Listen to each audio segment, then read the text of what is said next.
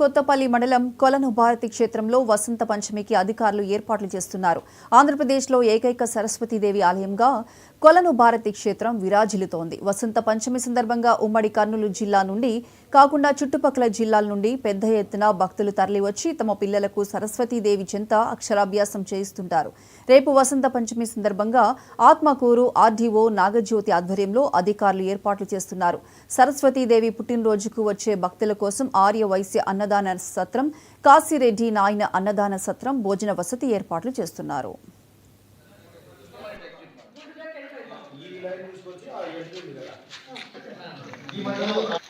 అంటే కొలన భారతి టెంపుల్ దగ్గర 2వ తారీఖు అంటే ఆదివారం రోజు వసంత పంచమి ఉత్సవాలు జరగబోతున్నాయి.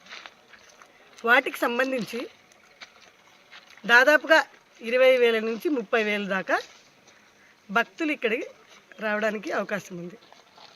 అదేవిధంగా అంటే రేపటి దినం శనివారం సాయంకాలం నుంచి బయలుదేరి ఆదివారం ఉదయానికి మన శ్రీశైలం దేవస్థానం నుంచి కొలనభారతి అమ్మవారికి పట్టు వస్త్రాలు రావడం జరుగుతుంది.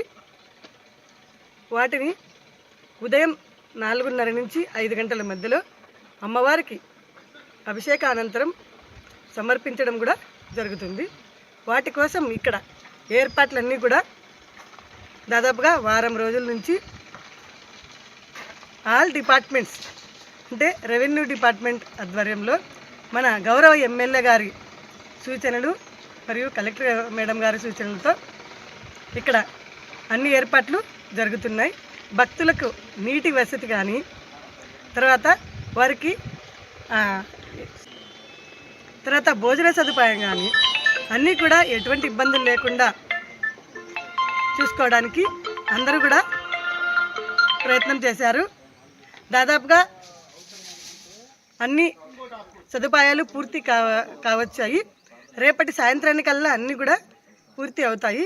కాబట్టి భక్తులందరూ కూడా ప్రశాంతంగా వసంత పంచమి రోజు ఇక్కడికి వచ్చి దర్శించుకొని అమ్మవారి పైకి పాత్రలు కాగలుగుతారు.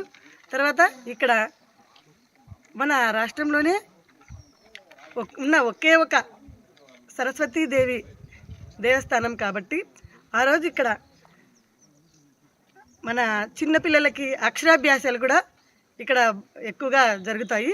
సో కాబట్టి ఎవరికి కూడా ఎటువంటి ఇబ్బందులు కలగకుండా బారికేడ్ సదుపాయం కూడా తోసుకోకుండా జరగడానికి ఏర్పాట్లు